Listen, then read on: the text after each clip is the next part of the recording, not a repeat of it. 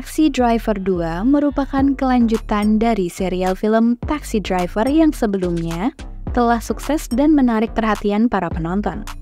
Dalam serial ini disuguhkan bagaimana seorang Kim Do-ki sebagai pemeran utama melanjutkan layanan taksi mewah yang menyediakan jasa balas dendam. Layanan ini sebelumnya sempat diberhentikan oleh Sung Chul, ketua dari Rainbow Taxi dan Yayasan Burung Biru. Karena berbagai pertimbangan, Sung Chul telah memecat semua anggota layanan taksi mewah demi keselamatan mereka. Sebelum menonton video ini, silahkan kalian menonton video Taxi Driver terlebih dahulu yang sudah kami berikan di kolom deskripsi agar mengerti alur cerita dengan lengkap. Berikut adalah alur cerita Taxi Driver 2 menurut sudut pandang Kim Do-ki.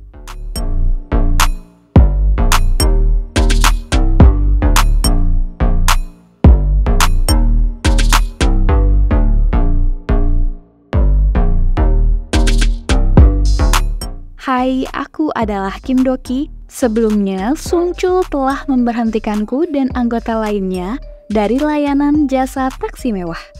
Kemudian, aku memutuskan untuk berlibur sendiri. Namun, setelah aku menghabiskan waktu untuk berlibur, Sung Chul meneleponku untuk memulai kembali layanan jasa taksi mewah. Namun, kini aku melakukan layanan taksi mewah hanya berdua dengan Sung Chul. Karena Sung Chul tidak ingin mengganggu kesibukan mantan anggota yang lain. Sung Chul mengetahui jika Go-eun telah menjadi polisi dan Kyung-ko telah bekerja di perusahaan mobil mewah. Sementara itu, Jineon telah menjadi pimpinan di sebuah perusahaan pembuatan nuklir. Layanan pertamaku dimulai dengan seorang ayah yang ingin balas dendam karena anak laki-lakinya hilang tanpa jejak saat bekerja di negara Vietnam. Anak itu bernama Lee Dong-jae. Awal kasus ini bermula ketika ayah Dong-jae mulai terlilit hutang dan tidak bisa membayar uang sewa untuk usahanya. Dong-jae berinisiatif untuk bekerja di Vietnam karena dijanjikan upah yang cukup besar. Awal kepergian Dong-jae, dia selalu memberikan kabar kepada ayahnya. Namun setelah seminggu tidak pernah ada kabar lagi dari Dong-jae, bahkan ayahnya sempat menyusul ke Vietnam.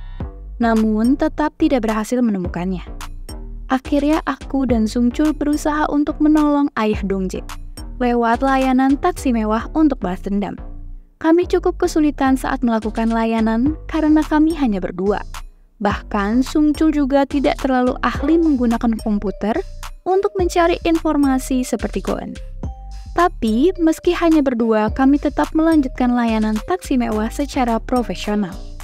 Aku bergegas langsung pergi ke Vietnam untuk mengumpulkan informasi.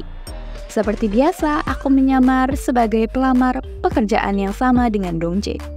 Kemudian setelah sampai di Vietnam, aku langsung dijemput oleh sebuah mobil hingga diantar menggunakan kapal menuju pulau terpencil. Di sana, aku dikumpulkan dengan para pelamar yang lain dan kami malah diperkerjakan secara paksa untuk mengembangkan situs judi online oleh seorang pria bernama Sang-man. Sang-man juga bekerja di bawah perintah Kwon Do-sik. Kwon Do-sik merupakan salah satu kriminal kelas berat yang juga menjadi buronan polisi Korea Selatan.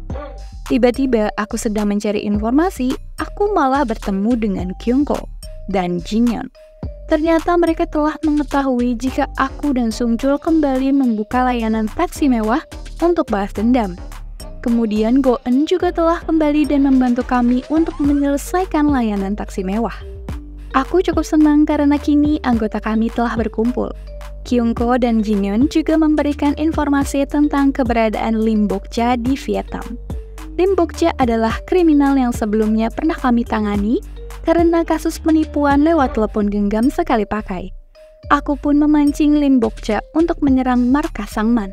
Setelah Lim Bok-ja menyerang, Sang-man memutuskan untuk membawa semua pekerja pindah ke markas pusat. Setelah sampai di markas pusat, akhirnya aku bertemu dengan Dong-jae yang sudah penuh luka. Aku juga bertemu dengan Do-sik dan atasannya yang bernama Kim Hyung-suk. Go-eun cukup kaget karena Hyung-suk adalah salah satu kepala polisi yang pernah bekerja dalam satu kantor dengan dirinya. Aku menyimpulkan jika ada oknum polisi yang bekerja sama dengan kriminal untuk mendapatkan banyak keuntungan. Di sana, aku mulai melawan mereka semua. Namun Hyung Suk malah kabur menggunakan mobil berwarna putih. Untungnya Kyung Ko dan Jin Yeon datang menggunakan motor. Aku langsung mengejar Hyung Suk dan menghentikannya. Tapi dia malah mengarahkan pistol kepadaku. Tiba-tiba suara tembakan terdengar dan Hyung Suk tergeletak dengan luka tembak di bagian dada. Tidak lama kemudian, Hyung Suk dinyatakan telah tewas. Aku tidak tahu siapa pelakunya, tapi yang jelas ada penembak jitu yang menembak Hyung Suk dari jarak jauh. Setelah Hyung Suk tewas, akhirnya aku berhasil membawa Dong Jae dan para pekerja lainnya pulang.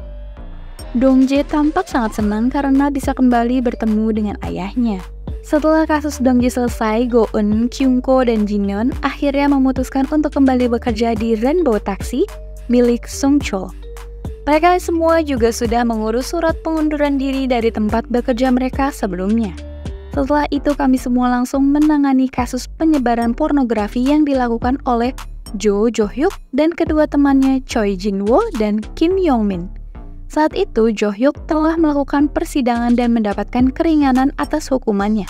Begitu juga dengan kedua temannya. Di penjara, aku menyamar sebagai salah satu tahanan dan ingin membuat skenario pelarian. Aku telah mengamati Jo Hyuk dan kedua temannya. Kami akan dipindahkan menggunakan sebuah bus tahanan untuk melakukan pengajuan banding, namun aku membuat bus itu terbalik dan mengajak mereka untuk kabur.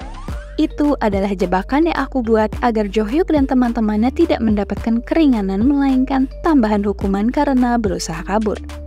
Akhirnya setelah kabur, Jo Hyuk dan teman-temannya kembali tertangkap dan mendapatkan hukuman yang berat karena banyaknya pelanggaran. Di tengah-tengah kesibukan kami, ada seorang pria bernama On Ha Jun yang melamar pekerjaan di Rainbow Taxi milik Sung Chul. Sung Chul menerima Ha Jun sebagai salah satu supir taksi. Kami semua juga menyambut Ha Jun dengan baik. Kemudian suatu hari ada seorang nenek yang ingin menggunakan jasa taksi mewah. Untuk balas dendam, dia bernama Lee Im Sun. Im Sun telah ditipu oleh seorang pemuda bernama Yo Sang-gi dan kedua temannya Go Jae Sung dan Lee Dong-geun. Sang-gi menggunakan identitas Im Sun untuk membuka sebuah kartu kredit dan membuat kartu itu mencapai batas pemakaian, hingga Im Sun harus melunasi tagihan yang jumlahnya sangat besar. Akhirnya kami menerima kasus itu. Kami membuat Sang-gi semakin serakah akan harta. Kemudian kami menjebak Sang-gi dengan sebuah keberadaan harta karun yang membawa dia ke sebuah area tambang yang penuh dengan ranjau darat. Kami juga menguras harta Sang-gi yang dia simpan di dalam mobilnya untuk melunasi tagihan Im Sun dan para orang tua yang telah tertipu oleh Sang-gi. Kasus berikutnya yang kami tangani adalah kasus dari seorang anak perempuan. Suatu hari, aku, Go Eun, dan Ha Jun sedang berkendara dengan taksi bertujuan mencari rumah sewa baru untuk Go Eun. Namun, tiba-tiba seorang anak perempuan berlari di depan taksi kami. Dia adalah Hwang Soyeon. Kemudian kami bawa ke kantor Rainbow Taxi dan dia di sana seperti ketakutan. Dia hanya meminta kepada kami untuk menyelamatkan adiknya yang bernama Somang. Meski informasi yang kami dapat hanya sedikit dari Soyeon, kami tetap harus menyelidikinya. Dan penyelidikan kami berujung ke sebuah perusahaan properti yang dipimpin oleh Kang Pil-sung. Aku meminta bantuan kepada Go Eun untuk berpura-pura menjadi istriku dan ingin membeli properti di sana. Akhirnya semua terungkap, Pil-sung adalah orang yang sangat kejam. Dia berusaha mengeksploitasi anak-anak yang terlantar demi keuntungan bisnisnya. Mengetahui itu, aku langsung menghajarnya dan membebaskan anak-anak yang ditahan oleh Pil-sung. Pil-sung berakhir di tempat pembuangan sampah dan aku menumpuknya dengan banyak sampah. Setelah kasus ini selesai, Soyeon dan Somang akhirnya bisa bertemu kembali dan diadopsi oleh orang tua yang baik hati. Setelah berhasil menangani kasus Soyeon, kami juga berhasil menyelesaikan 2 kasus selanjutnya, yaitu kasus sekte sesat dipimpin oleh Ok Juman di gereja Sunbaek yang berkedok penyembuhan lewat spiritual, dan kasus operasi ilegal yang dilakukan oleh seorang dokter perempuan bernama Ahn Yeon-suk.